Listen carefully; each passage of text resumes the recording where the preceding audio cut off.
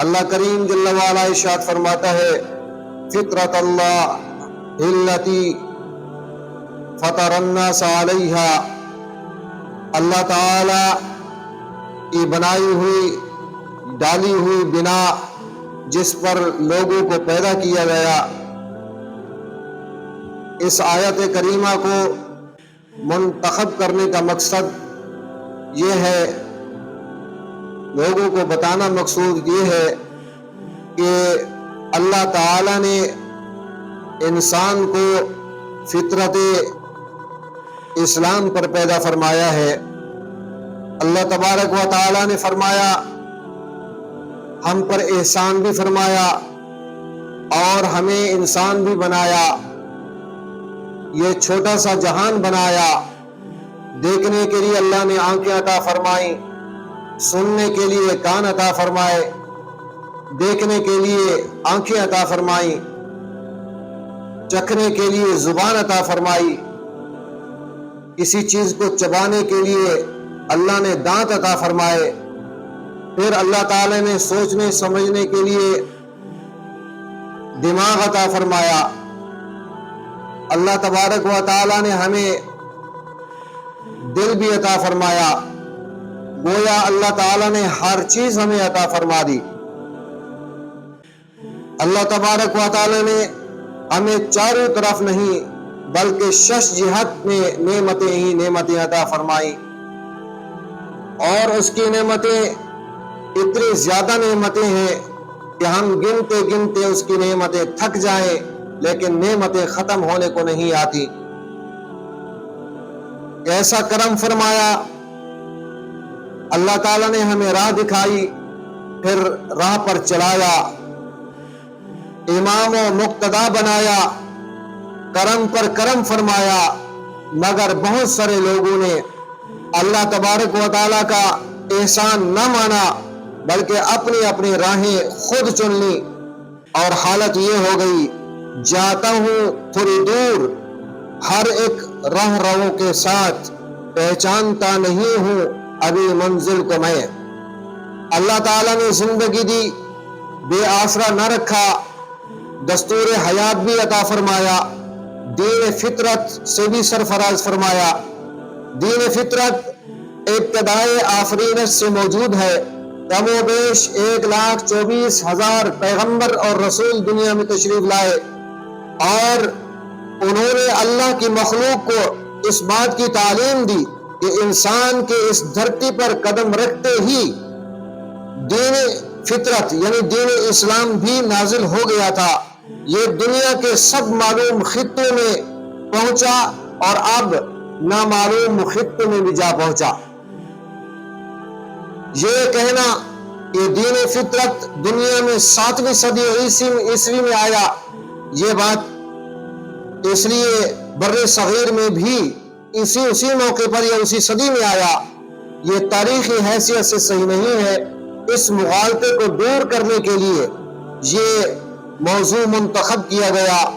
اس حقیقت کو سمجھنے کے لیے چند کائناتی حقائق کا جائزہ لینا بھی ضروری ہے، جس کے لیے میں نے قرآن مجید سے رجوع کیا، کیونکہ یہ قرآن مجید دنیا کی واحد کتاب ہے جو سچی کتاب ہے، جو کھری کتاب ہے، اور جس میں سارے جہاں کی باتیں موجود ہیں۔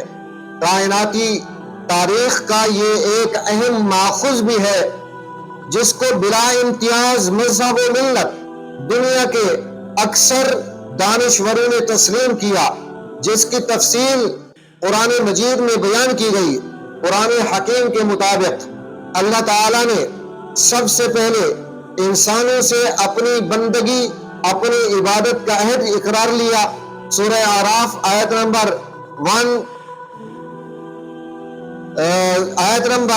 172 میں اللہ تبارک و تعالیٰ نے ارشاد فرمایا، اس لیے اللہ تعالیٰ کے سب رسولوں نے یہی پیغام دیا اور یہی تعلیم دی کہ اللہ کی عبادت کرو۔ سورہ نحل آیت نمبر 36 میں اللہ تعالیٰ ارشاد فرماتا ہے، بندوں سے عہد لینے کے بعد رسولوں سے اپنے خاص محبوب نبی پر ایمان لانے اور ان کی مدد کرنے کا جو عہد لیا گیا، اس کے لیے شرط یہ ہے کہ ان رسولوں کی موجودگی میں محبوب رسول صلی اللہ علیہ وسلم تشریف لے آئے تو اس وقت ان پر ایمان بھی لانا ان نبیوں کے لیے ضروری ہوتا اور ان کی مدد کرنا بھی ضروری ہوتا۔ سورہ آل عمران آیت نمبر 81۔ اللہ تبارک و تعالیٰ نے کائنات کی ہدایت کے لیے نبیوں اور رسولوں کا ایک سلسلہ قائم کیا۔ جو دنیا پھیلتی گئی اور انسانی معاشرہ وسیع سے وسیع تر ہوتا گیا تو اس سلسلے کو ایک ذات پر ختم کیا جو ساری دنیا کے لیے اور سارے انسانوں کے لیے کافی ہے۔ سب رسول دین فطرت کا پیغام لے کر آتے گئے اور اپنی اپنی زبانوں میں اپنی اپنی امتوں کو بتاتے گئے کہ وہ آنے والا اپنے وقت پر آئے گا۔ اور سورہ نحل آیت نمبر 36، کوئی امت باقی نہ بچی۔ سورہ قصص آیت نمبر 59، سب نے یاد رکھا، یاد کرتے رہے اور اس آنے والے محبوب کی دعائی دیتے رہے۔ سورہ بقرہ آیت نمبر 89۔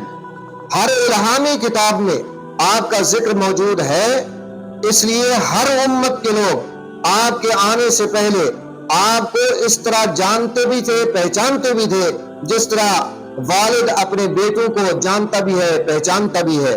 سورہ بقرہ آیت نمبر 146، سورہ انعام آیت نمبر 2۔ مگر جب 7ویں صدی عیسوی میں وہ اللہ کا نبی آخر الزمان صلی اللہ علیہ وآلہ وسلم ظاہر ہوئے تو اعلان فرمایا، قُلْ يَا أَيُّهَا النَّاسِ إِنِّي رَسُولُ اللَّهِ إِلَيْكُمْ جَمِيعًا۔ اے لوگو، اللہ کے رسول نے فرمایا، اے لوگو، میں تم سب کی طرف اللہ کا رسول بنا کر بھیجا گیا ہوں۔ آپ نے سب انسانوں سے خطاب فرمایا، ہر رنگ کے انسان، ہر نسل کے انسان، ہر قبیلے کے انسان، سب کو ان کے گرد جمع ہونا تھا، مگر بہت سو نے پیٹھ پھیر لی۔ یہ کیا ہوا؟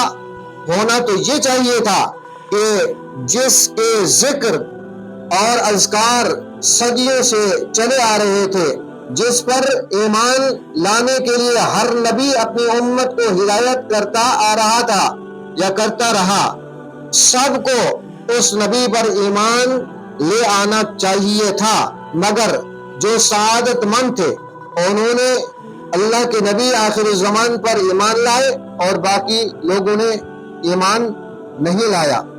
زمانہ گزرتا گیا اور سچی باتیں چھپائی جاتی رہی، مگر یہ بات یاد رکھیے گا کہ سچی باتیں چھپا نہیں کرتی، وہ ظاہر ہو کر رہتی ہیں۔